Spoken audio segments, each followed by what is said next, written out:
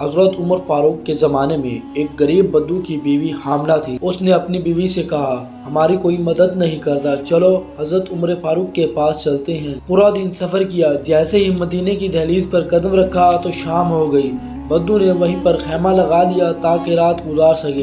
हजरत उमर फारूक रात को गश्त फरमा रहे थे कि अचानक आपकी नज़र उस खैमे पर पड़ी। आपने जाकर उस बद्दू से पूछा कि मियाँ तुम कौन हो? वो कहने लगा, उमर फारूक से मिलने आया हूँ और मेरी बीवी हामला है, बच्चे की पैदाइश का वक्त करीब है। ये सुनते ही उल्टे पांव अपने घर की तरफ गए। अपनी जोजा मोहतरमा को उठाया और कहा, उठ, मेरे यार की बीवी दर्द में मुब्तला है। खैमे तक गए। बीवी ने जाते ही अपना काम शुरू कर दिया। बद्दू ने समझा कि ये कोई गुलाम है। उसने आप पर हुक्म चलाना शुरू कर दिया। इतने में अंदर से आप रज़ी अल्लाह तआला अन्हु की बीवी ने आवाज दी, या अमीरुल मोमिनीन। ये सुनते ही बद्दू आप रज़ी अल्लाह तआला अन्हु के कदमों में गिर गया और रो कर कहने लगा, हुजूर मुझे माफ कर दें।